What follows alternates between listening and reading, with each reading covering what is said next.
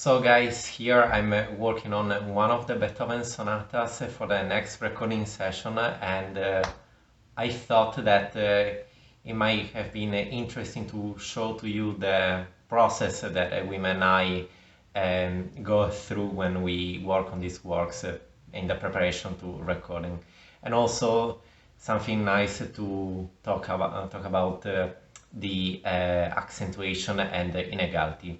So if you're interested, stay tuned because that's coming soon.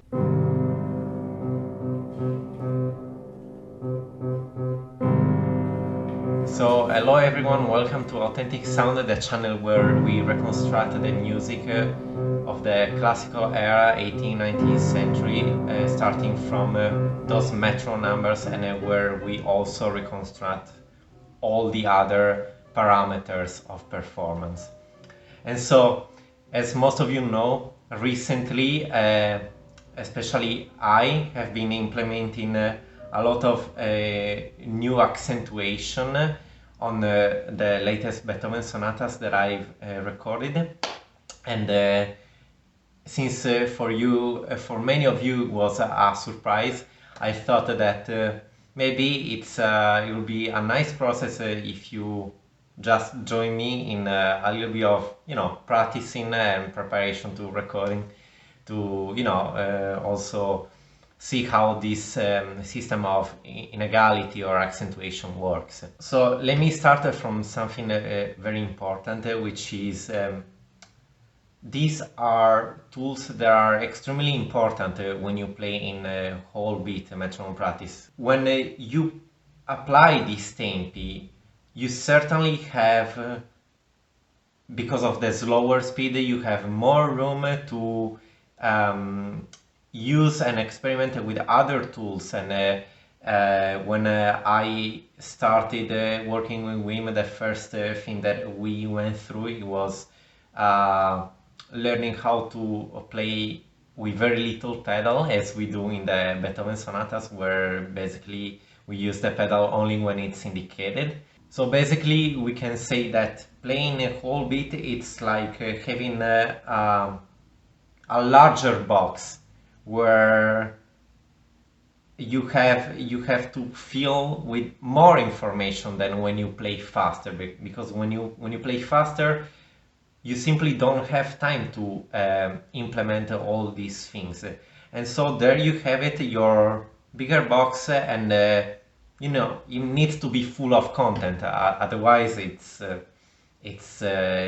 boring and it's meaningless, and you just feel like the piece has been played just slower.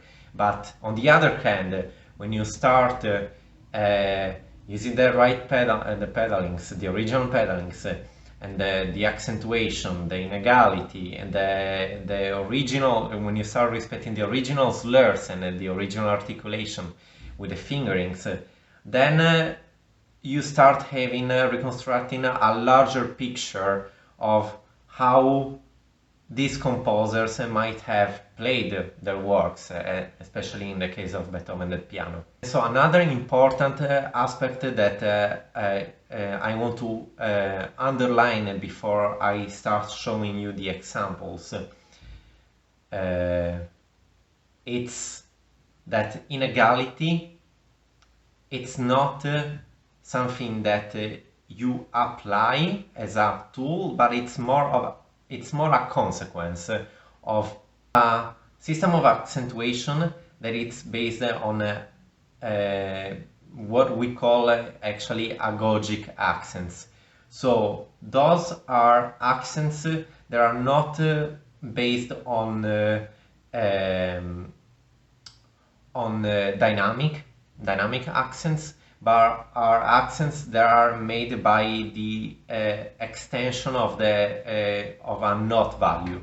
So this is very important because very often people confuse this inegality as a tempo rubato, and I'm not saying that this is not rubato, but it's very different. I know what people mean when they say, oh, there's too much rubato in this recording. what they mean is of course the accentuation, but the rubato, the term rubato, it's related to the practice of flexibility of playing with the flexibility of a tempo. These agogic accents are more what I would define as quasi tempo rubato. That means that yes, there's definitely a manipulation of the rhythm, meaning that if you have a group of 4 16 notes, you play the first one a little longer and the other three a little faster. But it's quasi tempo rubato because, as I'm gonna show to you, I'm always in the tempo indicated by the metronome, so I'm always on the beat. So I'm not changing the speed. And that's very important because that makes the distinction between tempo rubato meant as flexibility of absolute time and inegality and accentuation meant as manipulation of rhythm. But now we are gonna play. I'm gonna play for you a little bit and show what I'm working on, which is the Beethoven Sonata Opus 31 number 1, the G major sonata. And I'm gonna focus on some runs of 16 notes that you can find in the first movement, and I'm gonna show to you how big of a difference there is when you apply this accentuation system and when you do not. And then I'm gonna show you to you a third time how the accentuation, how playing with this accentuation doesn't mean being off the metronome. So I'm gonna play with this guy here with the metronome ticking during my performance and showing to you how using this accentuation doesn't mean going off beat. Okay, here we go. I'm gonna play this passage the first time without accentuation in the exactly as it is written. So exactly as anybody will read that on the score. So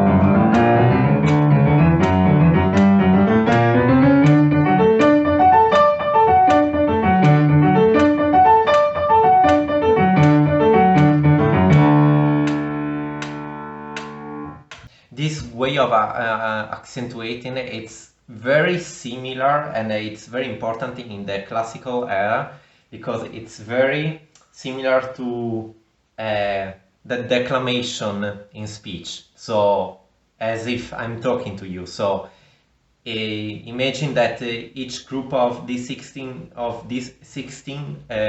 notes is a word, and we always have an accent that falls into a specific syllabus in every word, of course, when we talk normally. So that's why this music very often can be compared to spoken language. So thank you very much for staying with us, and I'll see you soon again. Bye.